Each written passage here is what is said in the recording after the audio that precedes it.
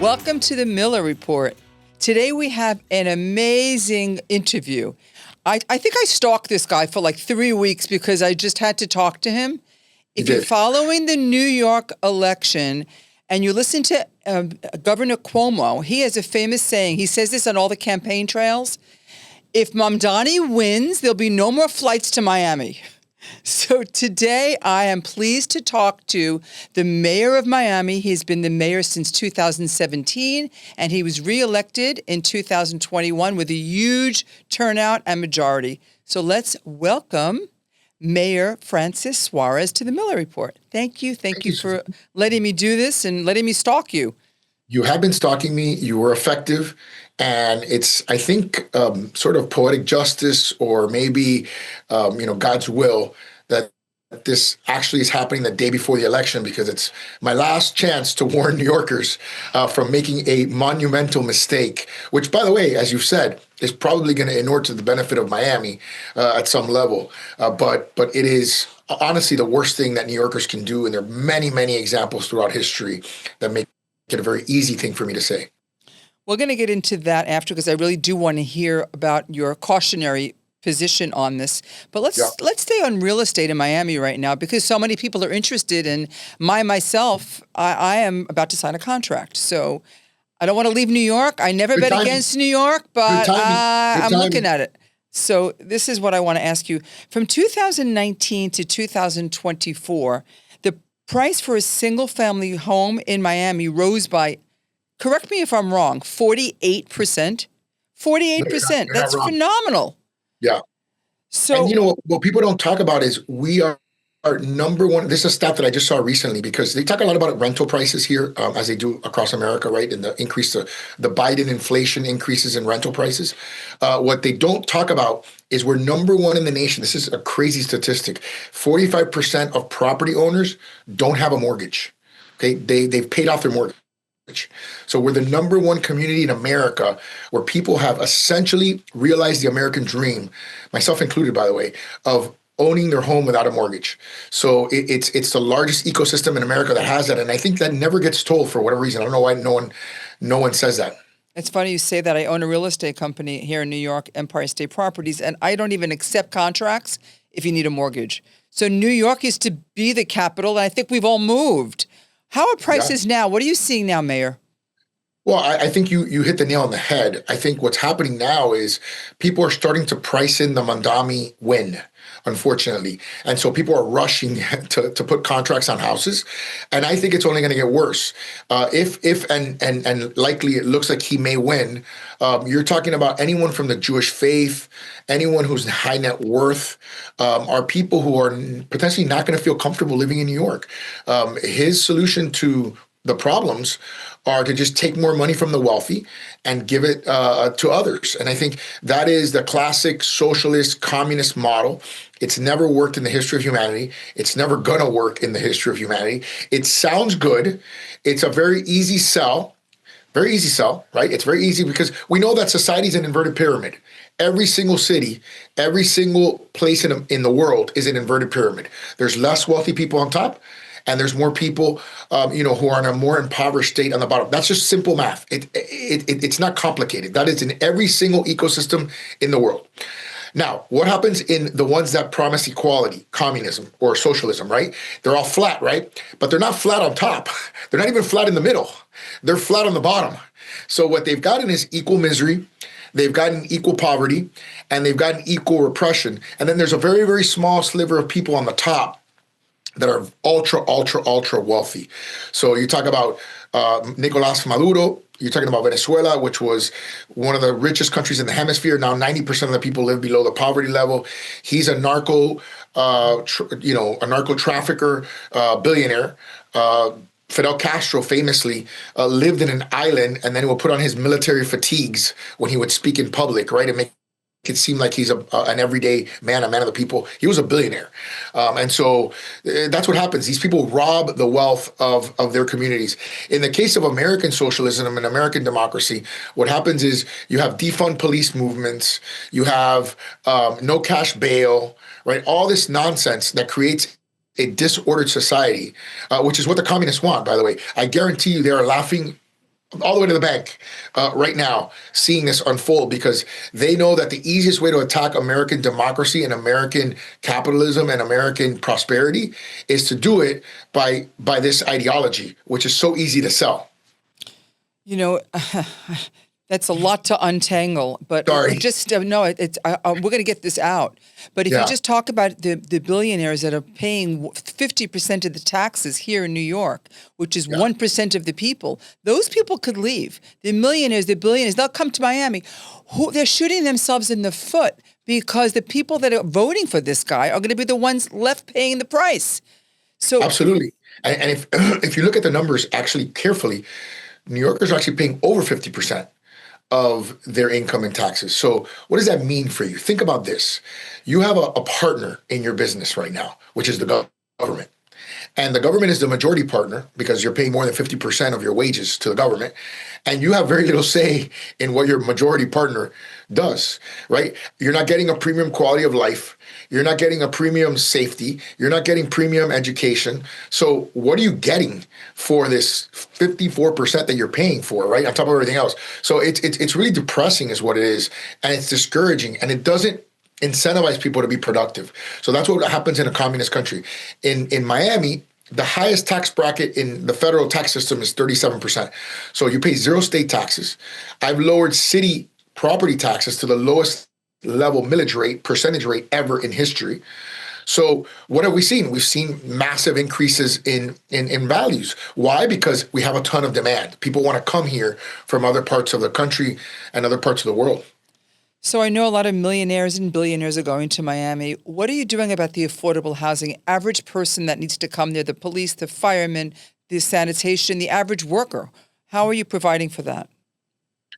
Well, twofold. One is we have the highest median wage growth in America. What does that mean? That for the average person, right, median is the average.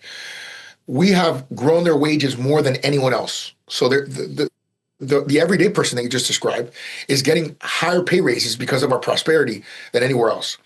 On the cost side, and let's understand, affordable housing is for people that are, that are really suffering and struggling and need a helping hand, right? This should not be, housing for everyone, right?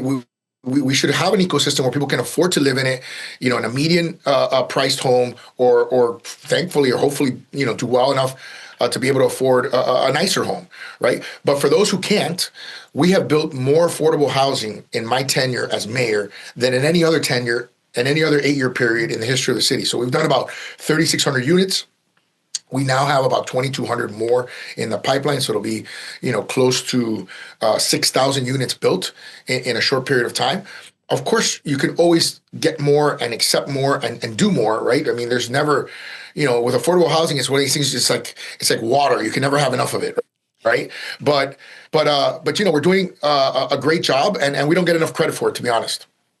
So in New York, it takes between 4 years to get a building permit and to even incentivize these developers. Forget about who's going to want to build here, but even to get through the paperwork. And I know you've done a great job, Mayor, of fast tracking this. I know that you've done electronically, and you're Yes. very big on that. Can you take my viewers through that process? Sure. And let me start by saying this. Again, this government solves all problem, right? Which is this concept that government can solve every problem, creates more problems than it solves. And I'm going to give you one in real estate, which is price controls, rent controls, right? So you say to yourself, hey, let's just put in rent controls so that landlords can't increase the rent by over a certain percentage, inflation, whatever you want to call it. And that way we'll keep prices low. Well, the problem with that is twofold. One is, if you want to build a new building, a bank's not going to finance something that they don't know they're going to get a return on.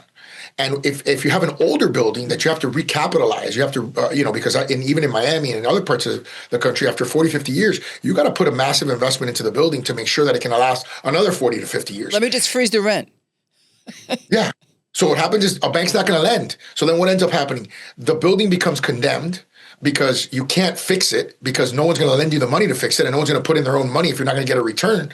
So you end up creating a greater housing shortage. So the very thing that was meant to solve a housing issue creates higher prices because it creates a housing shortage. The problem is people just don't ever follow the chain all the way through. They just get stuck on again, government is the solution of the problem. We're just gonna, we're gonna put rent controls and everything is gonna be okay. No, that's not the way it works. It's not a magic, thing.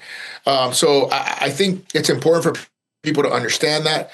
And the other thing is, in Miami, we focus on the three variables that we can control, which is keeping taxes low, keeping people safe, and leaning into innovation. I think that what you said is fantastic. And just to simplify it, the more supply you have, the lower the price. And if you don't have supply and you don't have developers wanting to build and there's no incentives, there won't be supply. And what you said is right. So let's say a typical building. Let's say you in New York, right, which is expensive real estate. You build $1 billion building, right, with a $500 million loan, right, 50% equity, 50% debt. That's how every single building in America is financed, right, by and large. They're not usually all cash. They're going to be some portion bank loan, some portion investor. The bank loan portion, to the point that you articulated, and no government official will tell you this. I promise you can ask Mondami this, and I guarantee you he will not have the answer to this question. I promise you. I will bet you a lot of money, a lot of crypto, I'll bet that he's not going to have the answer to this question. What is the daily carrying cost on a $50 million loan or a $500 million loan? What is the daily carrying cost? Meaning every day that a permit is not issued, that you have a construction loan that is outstanding because the permit isn't issued, right? Or a land loan that's outstanding because a permit isn't issued. Someone's paying the interest rate on that every single day. And if it's a $500 million loan, the daily interest rate is approximately $200,000 a day, okay, for one building a day. So for that example that you cite of it taking a year, 2 years to get a permit, just do the math. It's $200,000 a day to carry that building, to carry that borrowing cost. So people in government just don't get that. So that's why I focus, like you said, on electronic plans, on streamlining the process, on holding my team accountable, of having audit measures, so that so that anyone can tell me, hey, this is my permit number. I can call up and say, hey, how long has it been in this department? How long has it been in that department? How long is the whole thing taken? I have an audit mechanism that can tell me immediately. And oftentimes, the people that are slowing down the process are not the city. It's actually the architects and the engineers who are trying to balance their own pipelines, on the city's reputation.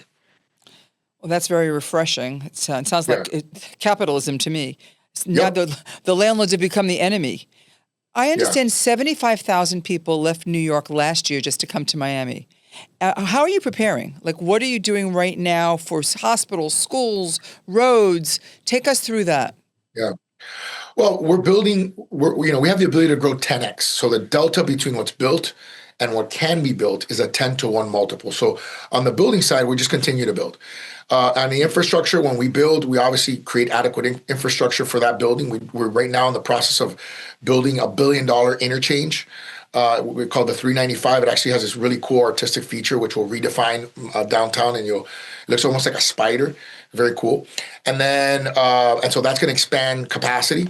And then, of course, we focus on mass transit, on resiliency. One of the things that New York, most people don't realize, Miami has suffered less hurricane damage than New York City over the last 20 years. And the reason why is because we spent more money making sure that we suffer less damage. For every dollar that you spend prophylactically on disaster preparation and disaster resiliency, you save $7 to $8 after the fact. So the fact that Miami has done all these things to their building codes, where all our buildings are like bunkers, where we put in pumps, where we raise seawalls, increase our drainage capacity, all that has reduced or eliminated costs associated with damages from storms. While New York with Sandy, it was just a major loss for the city. So that's what we're doing on that front. The biggest issue I would say we have is schools, without a doubt. That's the one where it's the hardest problem to solve, because our premium schools in particular are at capacity, over capacity, right? So we're just trying to figure it out, because we have so much demand from people who are on the highest end of the income spectrum that we are trying to figure out how to fit everybody. I understand you have a race coming up, and you have a left-wing socialist type person also running. Are you Multiple. Tell us about that. Who's Well, I running mean, and what's the concern? the concern is that our value system as a city is we fled communism and socialism because we realized it was a broken system. My grandfather was jailed by Castro. His brother died in a Cuban jail. So we understand the dramatic nature of this false promise and ideology. And so we have multiple candidates that are socialist, basically, or left of center, or dramatically left of center. And I expect Miamians tomorrow to make the right decision. My dad was a mayor. He's running, so I would obviously urge them to vote for my dad. But if they don't vote for my father, vote for someone who exemplifies the values of our community, has experience, has a vision, and is ethical, and obviously focuses on a pro-America, pro-freedom agenda. Well, this is, I think we're all on this team together. Yes, we And are. what's next for you, Mayor? The day after, I'm going to hug my family. I'm going to take a couple of weeks off in December because it's December 17th. And then I'm going to get to work on January 1st. I have a lot of business opportunities. I do well in business already.